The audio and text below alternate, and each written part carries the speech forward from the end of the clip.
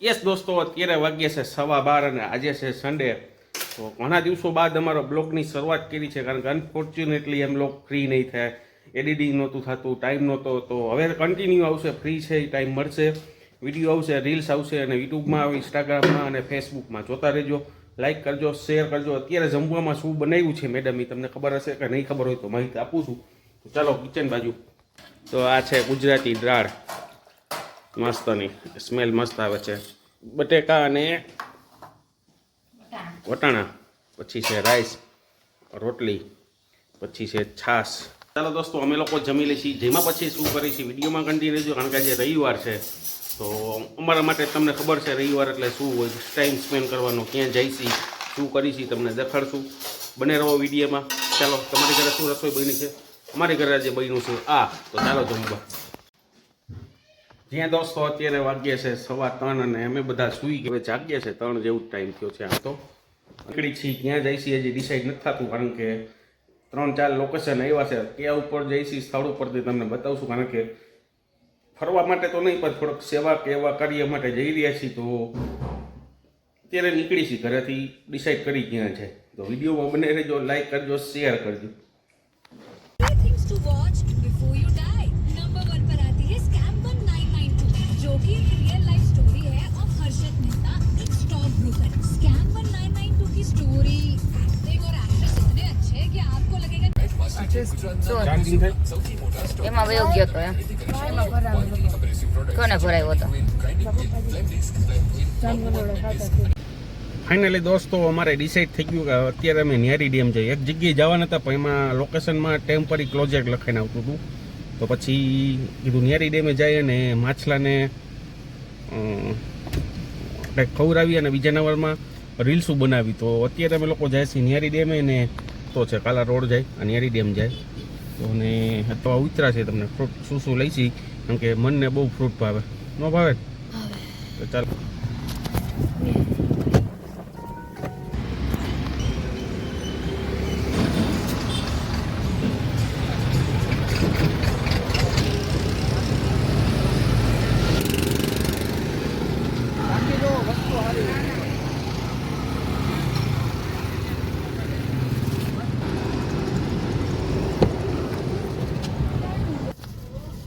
તો finally ફ્રૂટમાં banana લીધા છે, કારણ કે હવે બીજું તો કંઈ જામે એવું નહોતું, એટલે કીધું ચાલો બનાના લઈને. અમારા મેડમ અત્યારે અહીંથી ને સેવા ભાવી. તો આવી વસ્તુ કરવી જોઈએ, દોમત નથી પ્રાણીઓ માટે આવી વસ્તુ કરવી જોઈએ, કારણ કે જ્યારે જરૂર હતી ત્યારે ગાયને ઘરે બાંધી ને અત્યારે રોડ ઉપર છોડી દીધી છે. તો આ ખોટું થાય છે. તો ચાલો ડીઆરડી ડેમે મળી છે. આ દુનિયા છે, હાલ્યા કરશે.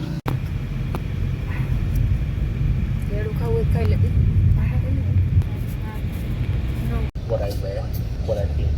I'm always unexpected.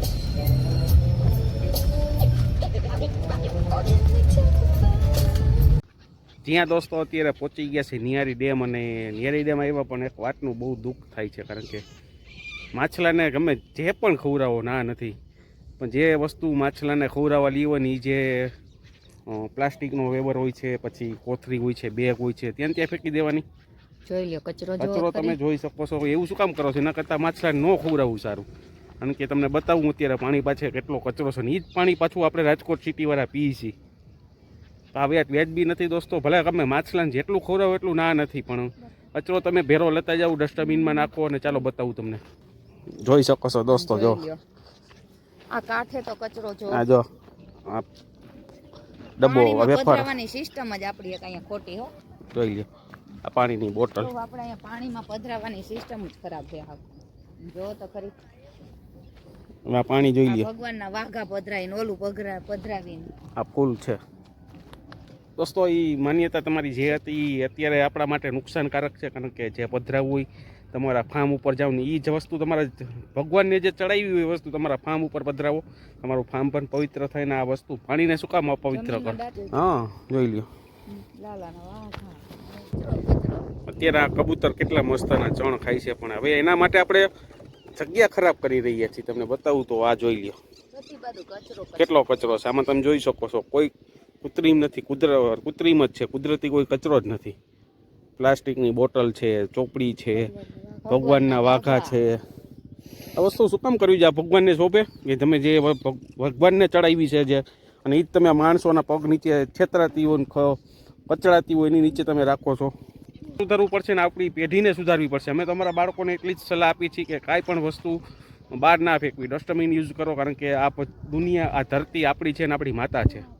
વિદેશમાં કાંઈ આવી વસ્તુ નથી, જ્યાં ધરતીને માતા નથી માનતા તો પણ કચરો કરતા. આપણે તાને માતા માની તો શું કામ કચરો કરો છો? કેટલું મસ્ત અને ક્યુટ લાલાની પૂજા કરે ને લાલાને વાઘા તો અહીંયા જો કેટલું કેવા ક્યુટ વાતાવરણ રખડાવે છે. છે. પેલી વાત પાસે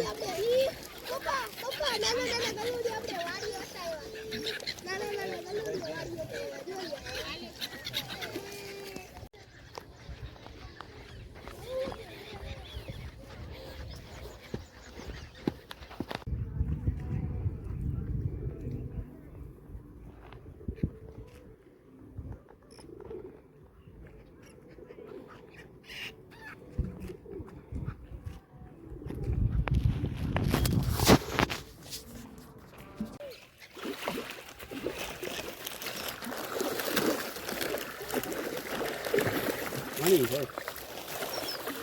કેટલી બધી છે.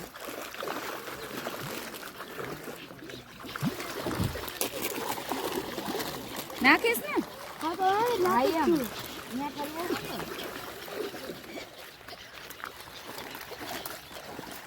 ને નાખ લઈ શૂટિંગ કરે. ચાલુ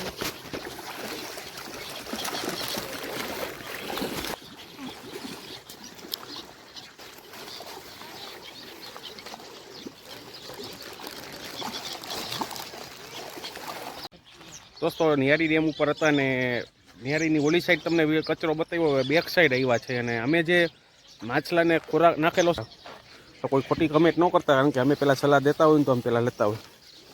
છબલું ભરી લીધું, હવે ઘરે જ નાખાશે ને જોઈ શકો તમે. જ્યાં જોવો ત્યાં કચરો યોગ્ય નથી, કારણ કે આપણે પર્યાવરણને બગાડી છીએ, આપણી પૃથ્વીને બગાડી છીએ. માનવ સર્જિત કચરો છે.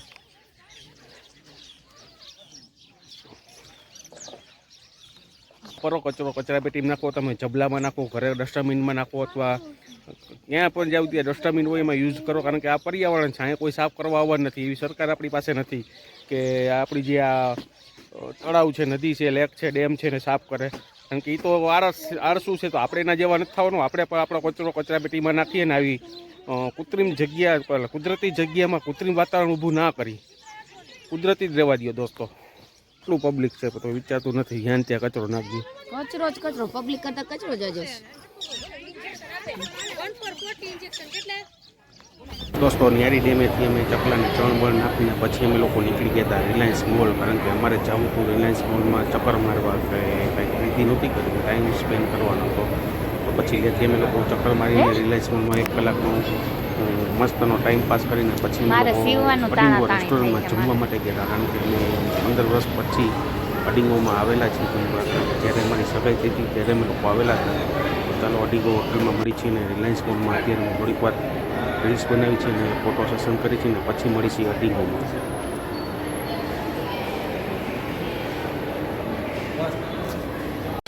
યસ દોસ્તો, અત્યારે અમે લોકો છીએ રાજકોટમાં, એટલે કે નિયારી ડેમથી આવ્યા પછી રિલાયન્સ મોલમાં ગયા ને ત્યાં મજા ન આવી, લાઈન જોઈને રિટર્ન આવ્યા. અને અત્યારે છે અડીંગો રેસ્ટોરન્ટ. તો બધાને જોરદાર ભૂખ લાગી છે, મને પણ લાગી છે. એટલે કારણ કે નાસ્તો કંઈ કર્યો નથી, ચણા ખાધા હતા અમે નિયારી ડેમે. તો ખાવા ઘરેથી લઈને ગયા હતા ચણા. પ્લાન નહોતો, કારણ કે અમે લોકો રસ્તામાં નાસ્તો કરવાનો હતો, પણ નાસ્તો કંઈ ન કર્યો તો પછી કીધું હવે જમી લઈશી. જમીને ઘરે મળશું અને તમને બતાવશું. તો વિડીયોમાં કન્ટિન્યુ રહેજો, લાઈક કરજો, શેર કરજો, સબસ્ક્રાઈબ કરજો દોસ્તો.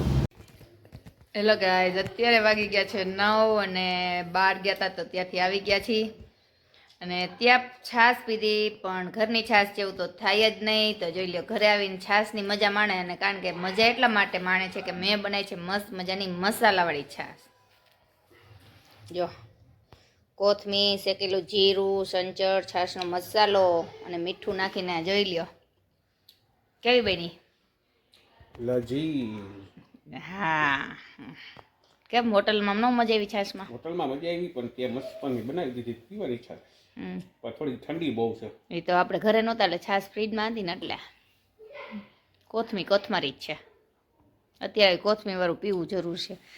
તો ये बाल तो आएंगे टकले में से करते